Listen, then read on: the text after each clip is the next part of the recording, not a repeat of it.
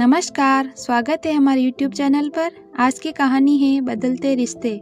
सास के आगे ज़बान नहीं खुलती थी मेरी, और जब खुद सास हूँ तो बहू के आगे ज़बान नहीं चलती। मन की इच्छाएं पहले भी दबी थी और आज भी दबी की दबी रह गई।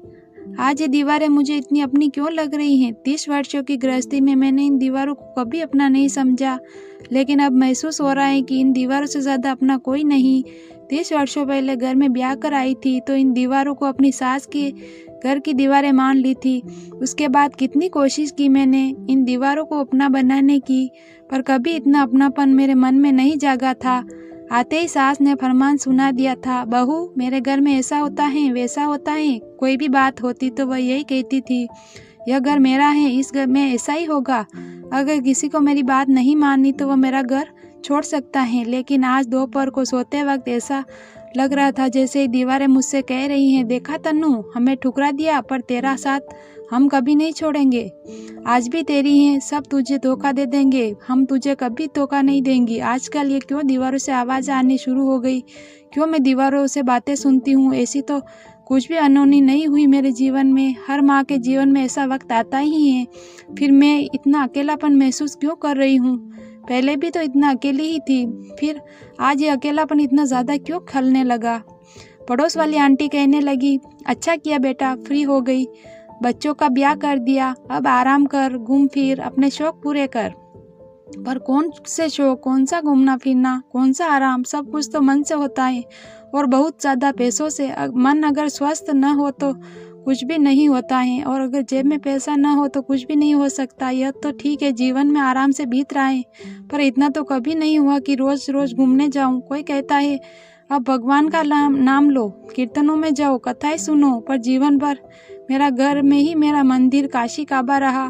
मैं तब 50 वर्ष की उम्र में यह नया शौक कहाँ से पालूं? काम करने की सोची तो लोगों ने यह कहकर काम नहीं दिया कि आपकी उम्र के लोगों को अब आराम करना चाहिए। क्या 50 की उम्र में मैं बूढ़ी हो गई हूँ और अब सिर्फ भगवान का ही सहारा लूं, या फिर चुपचाप बैठकर बेकार के भजन कीर्तन ही सुनूं? बेटी का फोन आया, माँ आप कोई एनजीओ ज्वाइन कर लो, आपका मन लग जाएगा और समाज सेवा से संतुष्टि भी मिलेगी।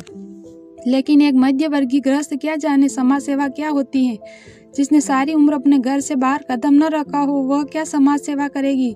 बेटे का फोन आया, 4 घंटे का सफ़र है, मम्मी जब आपको ज़रूरत होगी तो आ जाऊंगा। पर जब बहुत ज़्यादा बीमार पड़ी थी तब बेटे का फ़ोन ही आया था, मम्मी आ जाऊं पर छुट्टी नहीं मिल रही। नहीं बेटा मत आओ, मैं कर लूँगी, और तुम्हारे पापा तो है ही ना, बड़े मन से कहना पड़ा था। उस वक्त भी सिर्फ ये दीवारें मुझसे कह रही थी, कोई बात नहीं, हम हैं ना तेरा ख्याल रखने के लिए, तुम आराम कर, हम तेरा ख्याल रखेंगे, हम हैं ना तेरे साथ। जब तू थक कर सो जाएगी तो हम तेरा पहरा देंगी। सारा जीवन में इन दीवारों से इतने अपनेपन का एहसास नहीं कर सकी। सारा जीवन सोचती रही कब इन दीवारों से पीछा छूटेगा और कब अपनी नई दीवारी बनेगी। यह तो बहुत ही छोटा सा घर है, चलो पति ने नया घर नहीं बनवा कर दिया, नहीं उनकी इतनी आमदनी थी कि एक नया घर ले लें। बहन भाइयों की जिम्मेदारी उठाते रहे, फिर अपने बच्चों की। इतना समय और पैसा ही नहीं बचा था कि अपना नया घर बनवा लेते। बेटे की बहुत अच्छी नौकरी लगी थी, मन में एक उम्मीद जगी थी कि अब एक नया घर बनवा लेंगे, कुछ जमा पूंजी हम लगाएंगे और कुछ बेटे से ले लेंगे। मैं स्वयं की खड़ी हुई दीवारों में जाऊंगी। पर अपने शहर से दूर एक अच्छी नौकरी लगते ही बेटे के ऊपर मक्खियों की तरह लड़कियां भिनभिनाने लगी थी। आखिर एक लड़की के प्यार में मेरा बेटा फंस ही गया और आनंद फानंद में शादी का फैसला भी हो गया। बहुत अच्छी लड़की है, फिर घराना भी अच्छा है। पति ने समझाया, मम्मी अभी तो भाई को लड़की पसंद है, फिर बाद में ढूंढनी पड़ेगी। बेटी ने कहा, समझाया, हाँ ये ठीक ही तो कह रहे हैं, कुछ अनहोनी तो नहीं हो रही। सब बेटों की शादी होती है तो फिर मैं इतनी परेशान क्यों हूँ? बड़े लाड़ से बहू को घर में ब्याह कर लाई थी, लेकिन आते ही बहू ने न सिर्फ बेटे को हत्या लिया बल्कि सारे गहने भी अपने कब्जे में कर लिए थे। मैं अपनी खामोशी की आदत के कारण कुछ बोल नहीं पाई थी। मम्मी जी यह तो बहुत ही सुंदर हार है, मैं इसे ले लूँ, अपनी सहेली की शादी में डालूंगी। एक बार भी तो ना नहीं कर पाई थी, मन में खींचती रहती थी पर ऊपर से कुछ नहीं कह पाती थी। धीरे धीरे बहू प्यार से काफ़ी गहने ले गई थी, पति भी उसी का साथ देते थे, उसी के लिए तो बनवाया है, फिर उसे देने में क्या हर्ज है? कैसे बताती कि सारी उम्र मैंने कभी अपनी सास से यह तक नहीं पूछा कि मम्मी जी मेरे गहने कहाँ रखे हैं, और आज मैं अपनी बहू से यह नहीं कह पा रही हूँ कि बेटे ये गहने मेरे पास ही रहने दो। हमारी पीढ़ी की सासों की यही विडंबना है कि अपनी सासों से भी सारी उम्र डरती रही और अब पढ़ी लिखी सास होने के कारण बहू को कुछ नहीं कह पाती। शायद मैंने बेटे से कुछ ज़्यादा ही उम्मीदें लगाई थी, तभी हमेशा उस पर विश्वास करके अपने घर का सपना देखती रहती थी। आखिरकार वह मुबारक दिन भी आ गया, लेकिन ज़मीन की रजिस्ट्री होने लगी तो बेटे ने कहा मम्मी रजिस्ट्री सुनंदा के नाम से करवाते हैं, लोन में लेने में आसानी होगी। वह नौकरी करती है ना, लेकिन पैसा तो पापा का भी लग रहा है। सोच ही सकी पर मुँह से बोल नहीं पाई क्योंकि उससे पहले ही पति बोल पड़े, कोई बात नहीं, किसी के भी नाम करवाओ, घर तो बन ही रहा है। वैसे भी हमारा जो है वो इसी का तो है। मेरा मन चीखने लगा, मेरी दीवारें कहाँ है? सालों तक इंतज़ार करने के बाद भी मेरे हाथ कुछ नहीं आया, दीवारें तक नहीं। घर बनकर तैयार हो गया था। मैं स्वार्थी नहीं थी, नहीं अपने बेटे के बारे में कुछ बुरा सोच सकती थी, पर इस मन का क्या करती जो बरसों से एक ही आस मन में लगाए बैठा था कि मेरी भी अपनी दीवारें होंगी और उन दीवारों में मैं अपने हिसाब से सजा सकूंगी। लेकिन बेटे के लिए मन की सारी कुटाई मिटाकर उस घर का बनने का इंतज़ार करती रही। मुझे वह दिन याद आ रहा था जब मैंने इस घर में बदलाव लाना चाहा था।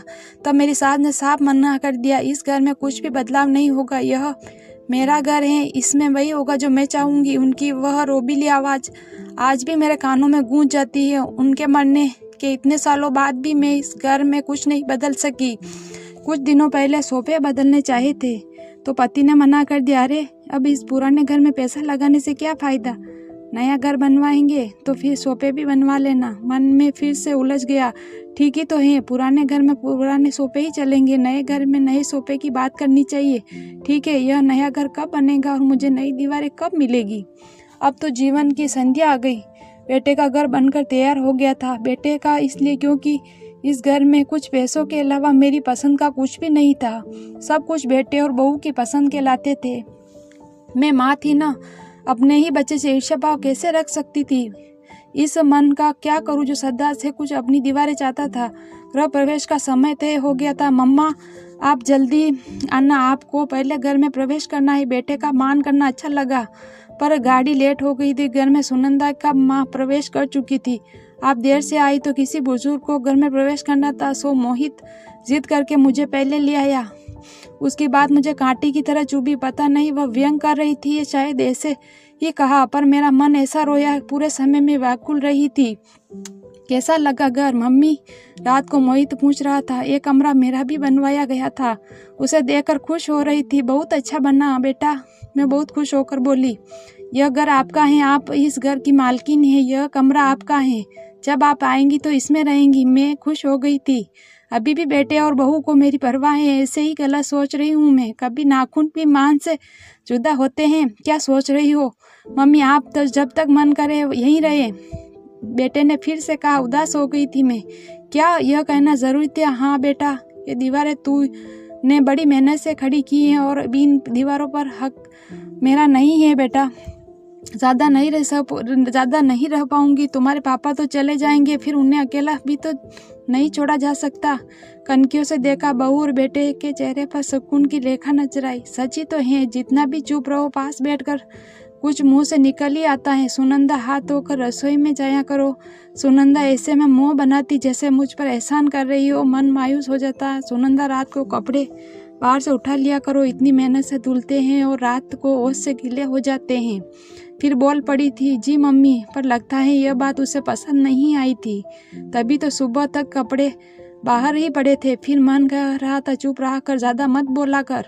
ऐसे ही कई छोटी छोटी बातें थी जिन्होंने मन को छलनी कर दिया। हफ्ता भर भी न रह पाई बच्चों के पास। शायद मैं ज़्यादा ही दखल अंदाजी करने लगी थी, पर मेरी सास तो कभी तो करती थी। मेरी हिम्मत नहीं होती थी उन्हें कुछ कहने की। उनकी बात को जैसे मेरे लिए पत्थर की लकीर होती थी। अगर कभी मना करने की सोची भी तो पति से डांट अलग पड़ती थी।